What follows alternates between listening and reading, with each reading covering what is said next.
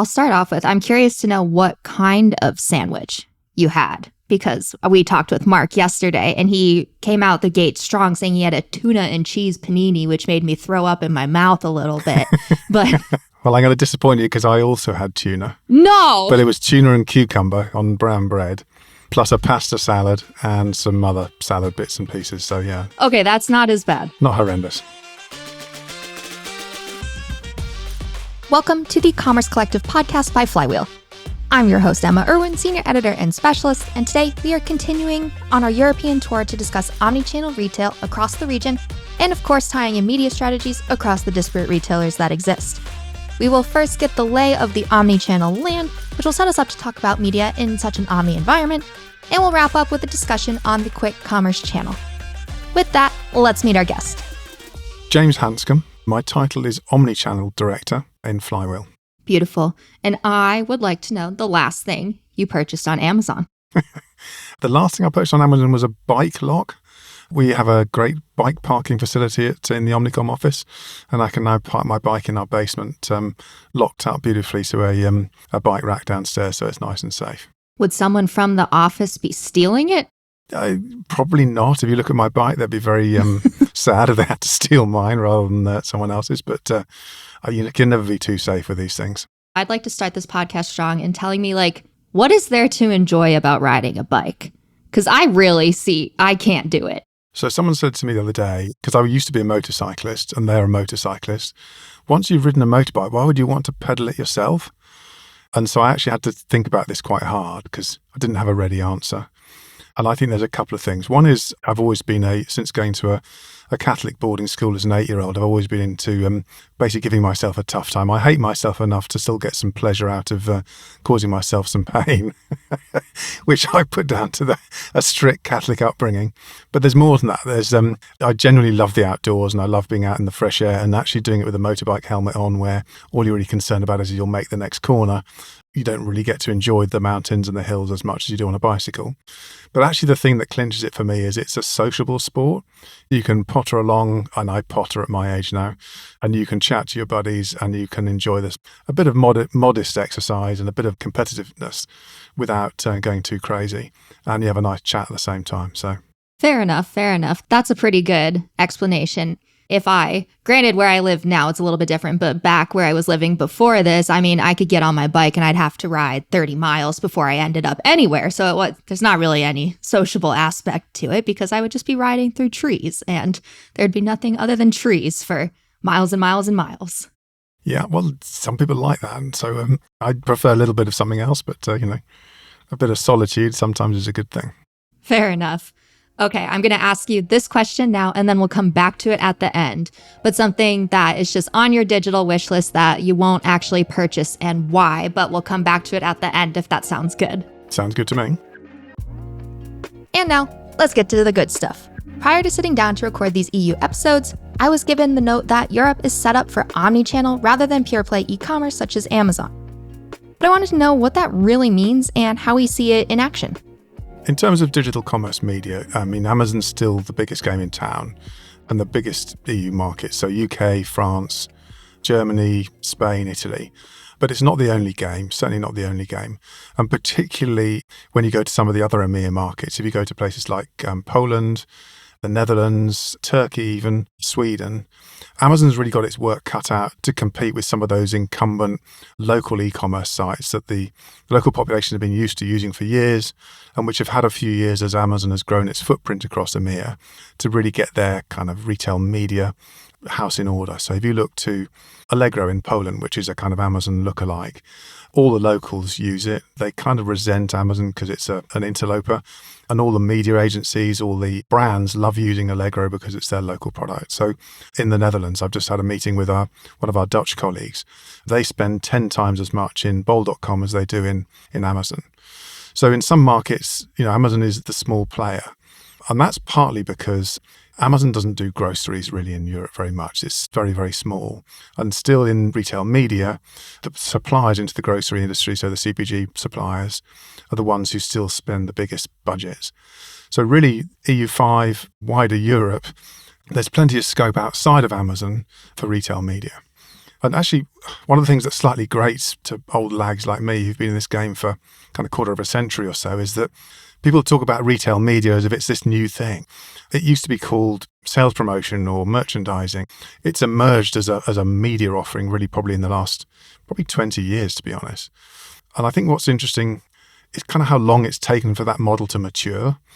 So I was doing retail media in Tesco.com 20 years ago, and it wasn't wildly different from how it is today. And it is still treated as a kind of hybrid between trade driving and media.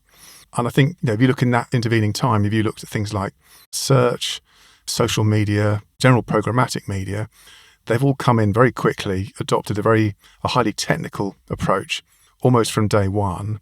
And it's really taken until now for retail media to come into the 21st century. Now, that was accelerated during COVID quite dramatically when a lot of the kind of traditional bricks and mortar retailers suddenly realised that they could only make a profit by delivering our groceries if they sold a load of advertising. So it's kind of accelerated. But I think it's a really interesting model. And I think one of the reasons it's taken so long to mature is that the traditional retailers that we have who are pitted against Amazon, because they've had it relatively easy in some of the big sectors like grocery from Amazon, is that media's always been tied very intrinsically to the kind of terms agreements between brands and retailers, and almost used as a kind of make weight in that securing digital or shelf space.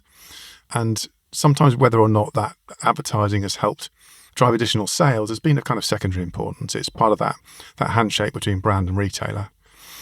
I think what's changed, and I think why I'm really excited about omnichannel retail media in Europe now, is that the change now has been that those businesses are much more professional in the way they trade media. They've seen the opportunity. It's partly because they've seen how Amazon's worked, and they've seen how Amazon's probably taken a larger share of that media pie than they would have liked. But they've opened up self-serve access. They've opened up access to data, which is something that they wouldn't do a few years ago. They're still yet to open up things like access to content management like we can do in Amazon. But you look at some of the data offerings coming out of the retailers, some of the off-site media offerings coming out of the retailers, it's suddenly become a really exciting place to be. And I think potential that it's always had is really becoming much more real now as a lot of these retailers realise they're sitting on audiences that are actually bigger and probably in many ways more interesting than Amazon audiences. You can tell an awful lot from someone by, we had a chat about your love of tuna. You can tell a lot about people from the type of groceries they buy and how often they buy them and what size packaging they're buying and are they buying children's meals. That tells you a lot about someone that's probably less confusing and they're doing it on a weekly basis than the kind of random stuff that I buy on Amazon. So I think the potential's always been there, but it's really only now, in Europe certainly, that evolution is really sort of hotting up to become more of a revolution. I am curious, the sense of urgency that we see brands having when it comes to looking at new places to be investing. Over here in the US, I think sometimes our large enterprise clients, some of them really want to go all into all the different new opportunities that exist and test it out. And then other ones are we very much want to just stick with what we know works. What are you kind of seeing over on your side of the pond in that regard? Everyone likes something new and shiny, don't they? That's half the difficulty with this stuff. And I think if you look at the way budgets are allocated and spent, I think the vast majority are still allocated based on where the sales are coming from today. So if I'm Kimberly-Clark and my biggest retailer in the UK is Tesco, which it probably is, then I probably spend more on retail media in Tesco than I do anywhere else. Now that's probably right to a point. I guess the thing that they're missing maybe, and I'm not having a go at Kimberly-Clark here, I'm just using them as a name, but if you're doing that, then what you're probably missing is that there are some retailers where, for whatever reason, historical, maybe your national account manager wasn't as strong, maybe you're not aligned with them, whatever it is, you may be underperforming in that retailer. And to me, there's always there's an element of this which should be, where's my potential? Where's there a customer base? Where's there the ability to upsell, to cross-sell, to sell more products in, where I have a higher potential that I could help realise by giving it a bit of a boost with media? And that's kind of what a lot of the budgeting misses is that element of potential. And that's difficult because retailers aren't about giving out market share information to brands on, hey, you're number 3 in the category. You could be number 1. What they're there, they'll want them to spend as much as they possibly can. Or they certainly wouldn't say, look, hey, you're number 1 in the category. You can back off the media spend now. That's fine. You're doing okay. But obviously, once you get to a certain point, there's probably a limit to you'll never be the only brand. So at what point does that level off? And I think that's probably a challenge of planning these things that I don't think anyone's really cracked yet. But maybe there's a measurement which shows a diminishing law of returns where you eventually see that you've probably got as far as you're going to get, and you shift gear and go to another retailer and see how far you can push that. Interesting. I was going to ask for the question of looking at where is the potential, how would you determine where the potential is and kind of advise that back to a brand asking you, where is the potential? So there's got to be a brand here and there that's asking you this question. Yeah. And you think about how we do this in Amazon. We've got a pretty good, if someone's using our market share technology, they know exactly at a brand level or at a category level where they are in terms of their share. And we have a lot of campaigns where client says, hey, I want to be number 1 in this category. How much do I need to spend to get there in media? And we're pretty good at that. We don't have that same level of information about omnichannel retail. Now, there's ways of doing it. So we can look at it probably not necessarily on a day-by-day, week-by-week basis, but an electronics retailer will subscribe to GfK and they'll be able to see at a fairly granular level what their share is. And they'll be able to see it moving over time. So we can see that. And we can use some of the resources they tap into to start measuring our media in different ways. So I'm all about counting impressions and clicks and ROAS as much as the next man. But what I really want to know is, am I really making a material difference with what I'm doing to how much product I sell and how much market share I'm grabbing in a fairly tight competitive market? So is my advertising money being well spent effectively? Or am I just literally paying for stuff I probably would have got anyway, which I'm guessing quite a lot of people are doing in this market. Now that we've talked about the overall omnichannel landscape and have hit on some elements of retail media across all of the different players in the region, I started to think about the types of challenges that omnichannel retailers and then even brands face. Thinking about profitability, advertising efficiency, inventory, and beyond. So I asked James about challenges in this realm, especially looking at the grocery sector.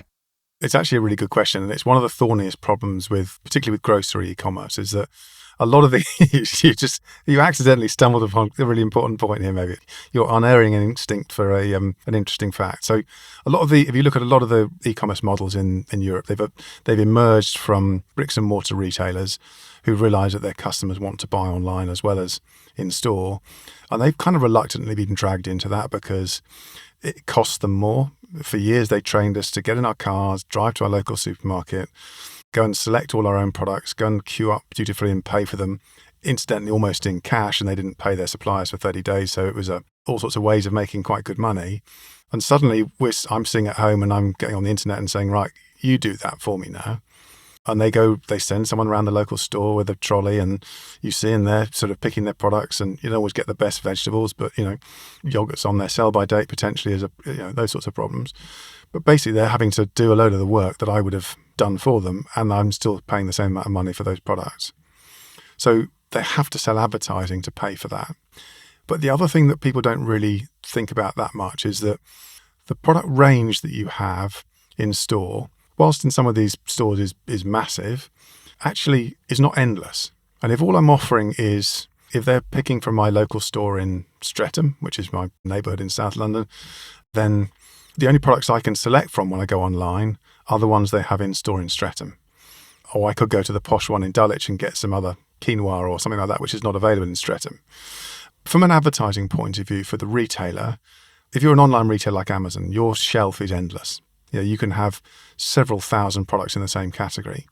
If I want to get my product to be considered, I have to be in the top page or two, or no one's going to reach it.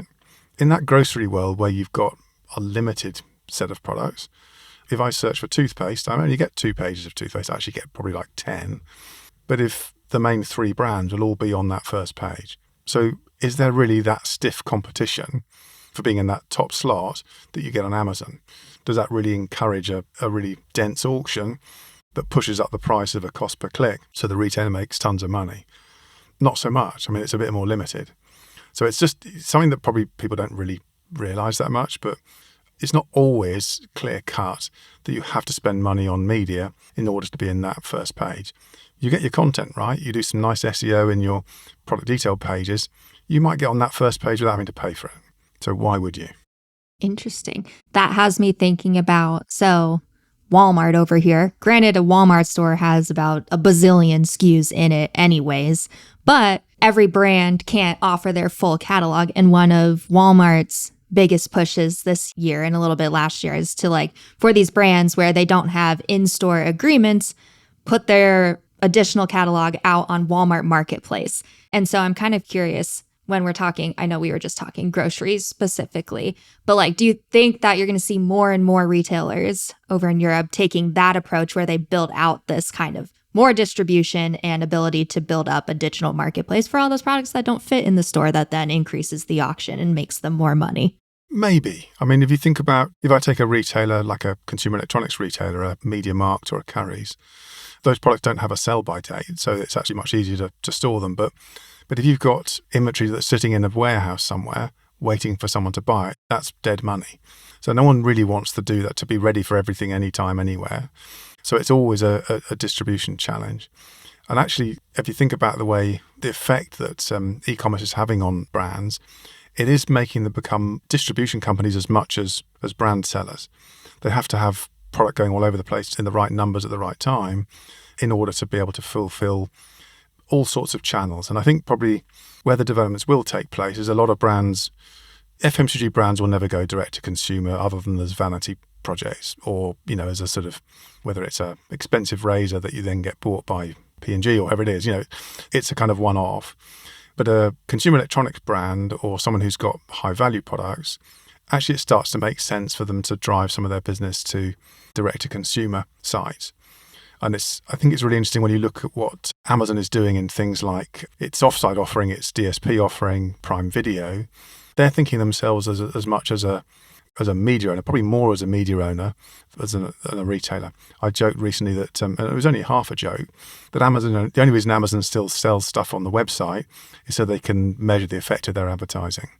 And there's an element of truth in that. Now, I think what's going to be really interesting over the next couple of years is that a lot of the retailers around Europe, so Carrefour in France, Tesco in the UK, are seeing they're sitting on these audiences, which are, as I said earlier on, very rich first-party audiences. We're seeing cookies being maybe finally deprecated by Google. So a lot of the traditional media, digital media that people are buying is out the window. Suddenly you've got these big businesses with retail operations sitting on decent-sized audiences, first-party audiences, and a reasonably sophisticated media offering. There's potential there, and it'd be really interesting to see how they progress and how they grow over the next couple of years. The last segment of conversation we had for this episode was to cover quick commerce because of its prominence and growth in Europe. I asked James to tell me about the media landscape when it comes to quick commerce, if the media landscape is sophisticated enough or even worthy enough of talking about. I'm torn on this one. You only have to go to, I don't know if you've been to the UK recently, but McDonald's used to be a fast food restaurant. If you go to McDonald's now in London, it takes you about 45 minutes to get served because there will be at least 100 Deliveroo drivers all waiting for McDonald's deliveries to be ready and collected. So McDonald's has almost sort of destroyed itself as a fast food operator. But you can see all these people ordering McDonald's through Deliveroo and not paying a great deal of money for it. No, I think that's partly a generational thing. I can guarantee you I would never order a McDonald's online. It feels wrong on every level to me. I mean, although I'm not being snobbish, I love a Big Mac, don't get me wrong. But just when I come home on a Sunday afternoon, having been out for a bike ride, my son and his girlfriend are there and they've got whatever local takeaway they've just had delivered by Deliveroo. Everything they think of is, it's an instant gratification. They'll get Deliveroo. So that model of having a guy waiting around on a bike for someone to call and say, I want a McDonald's or I want some groceries, some snacks from the local corner shop. I mean, it's, all these sort of things are now possible. More so in London than probably in the provinces or whatever, but certainly in London, and certainly a generational thing. How do they pay for that stuff? they better be bloody good at selling advertising on their app, because there's no other way of making that profitable. They've tried circumventing the minimum wage, having gig economy workers delivering on motorbikes.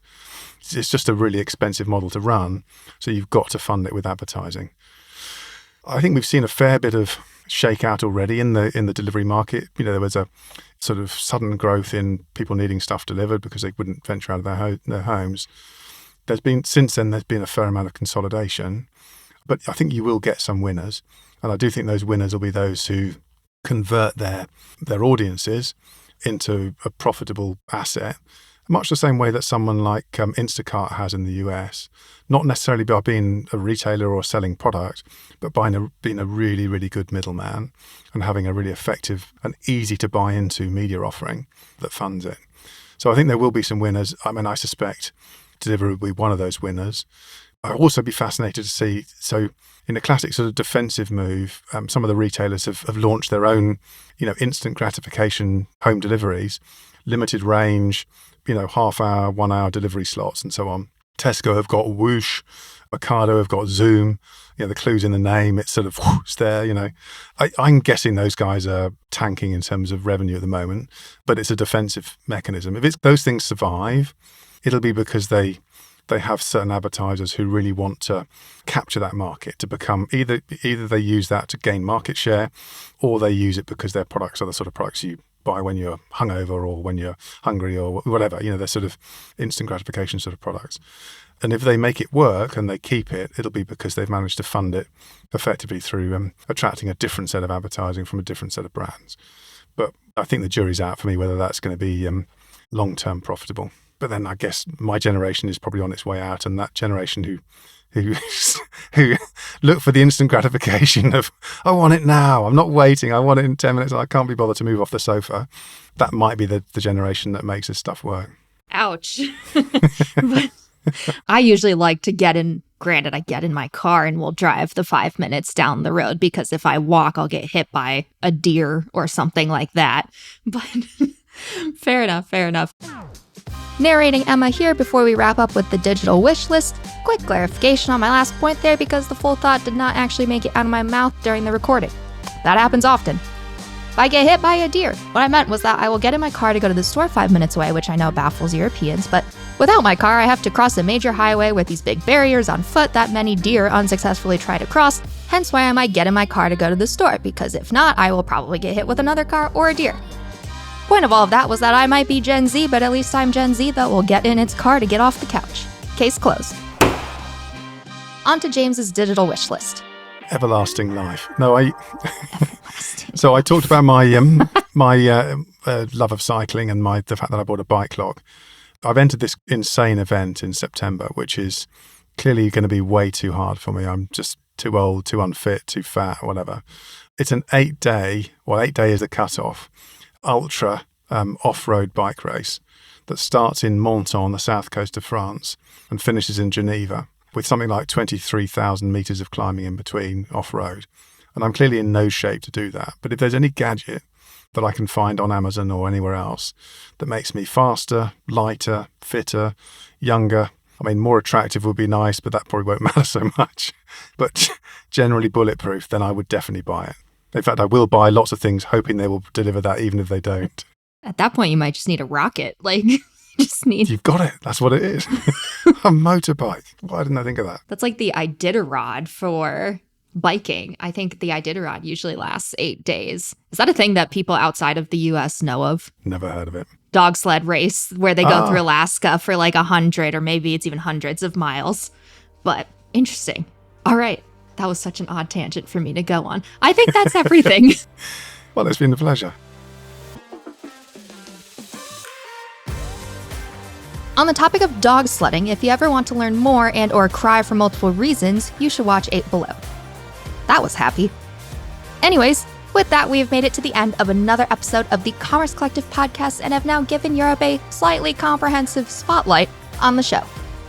Please do share this with anyone you think would find it interesting and or informative. And I haven't said this one in a long time, but hey, we would still love your feedback via ratings and reviews wherever you are listening.